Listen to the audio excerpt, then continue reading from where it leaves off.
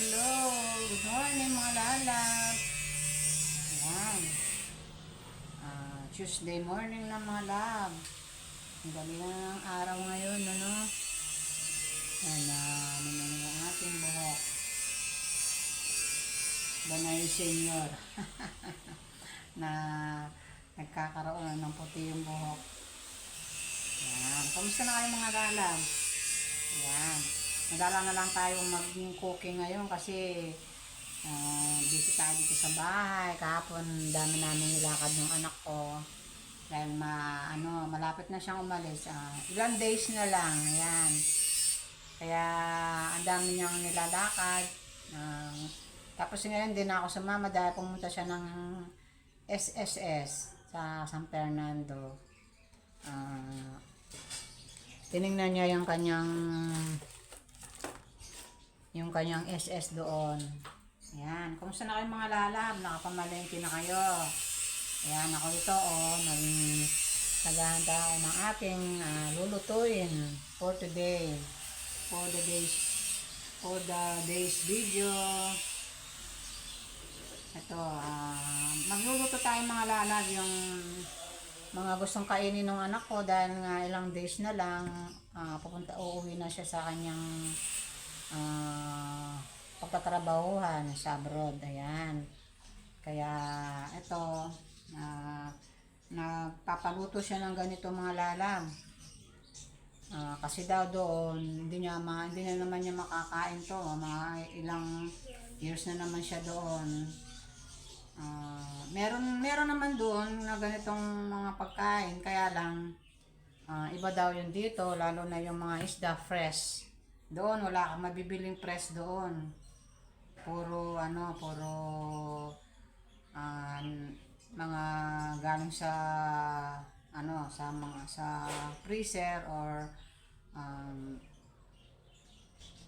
puro mga hilado. Siyempre iba yung mga pagkain dito. Nakakabili ka ng fresh lalo na sa isda, sa karne. Yan. Doon sa pinuntahan niyang bansa, hindi siya basta-basta nakakain ng karne ng baboy kasi ang mga nakakabili lang daw doon yung may mga yung mga permit. Pag wala kang permit, hindi ka makakabili ng karne. Kasi Muslim country yun eh. Kaya bihira lang silang makakain ng ng karne. Kaya dito, ilang araw na nga siyang nagpapaluto ng karne ng baboy. Pero yung hindi naman yung puro taba. Yung siyempre laman, mga buto-buto. Yan. Kaya today, ito ang gusto niyang ulamin ngayon. Yan. Papakita ko mga lalap. Ang ating for today's video. Ito ang ating lulutuin sa kanya mga lalap. Ito mga lalab, ito ang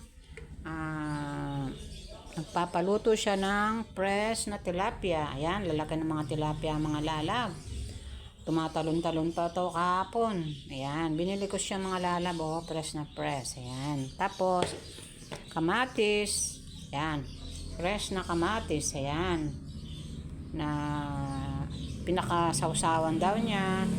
Tapos ito labanos, ayan, radish.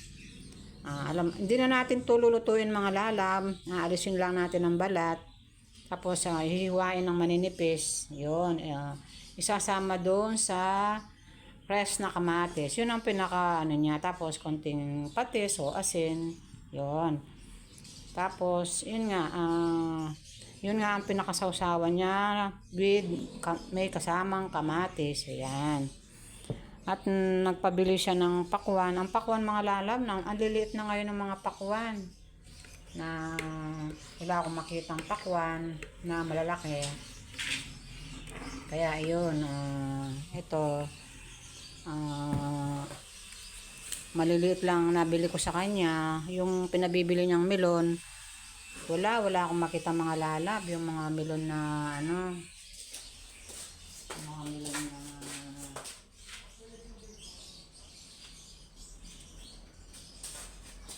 Yung mga melon na gusto niya, yung melon na yung kulay orange, anong tawag doon, yung melon na alambre. Ayun.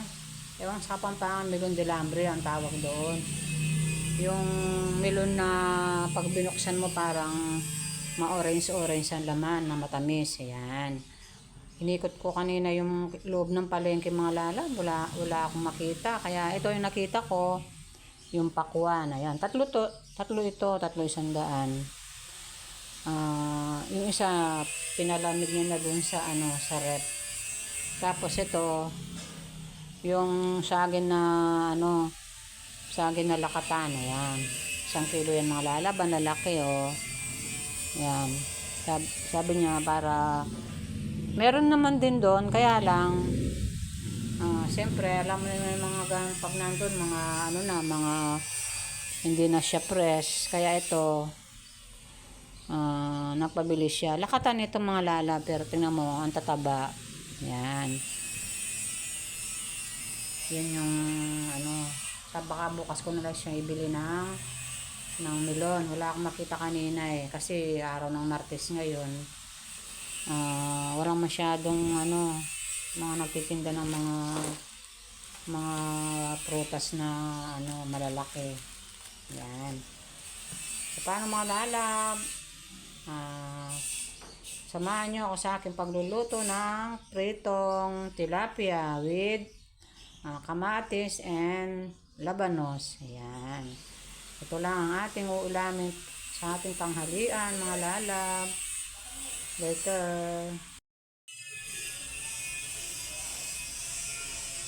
Ayan mga lalab, magpiprito na tayo ng tilapia. Ayan. Mainit na yung ating mantika.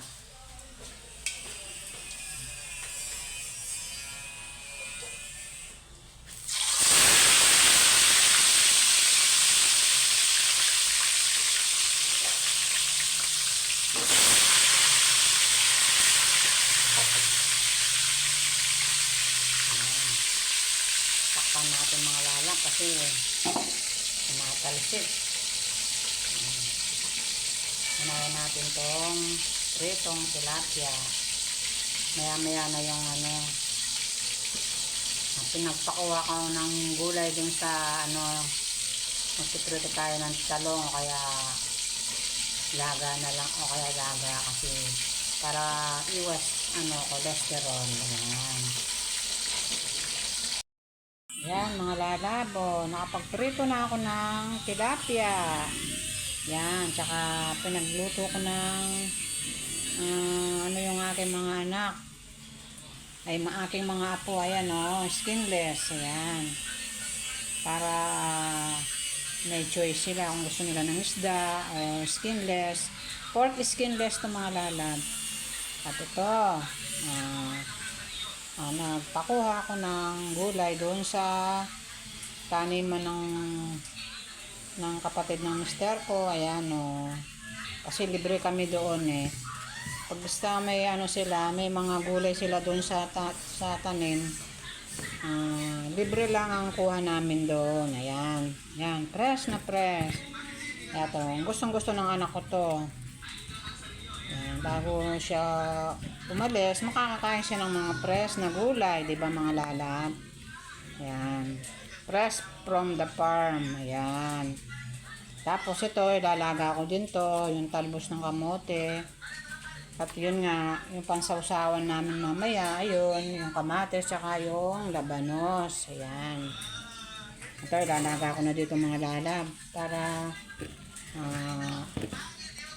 tsaka organic to mga lalab, hindi na-spray ito. Kaya, ito yung kagandahan sa mga tinatanim sa mga bakuran.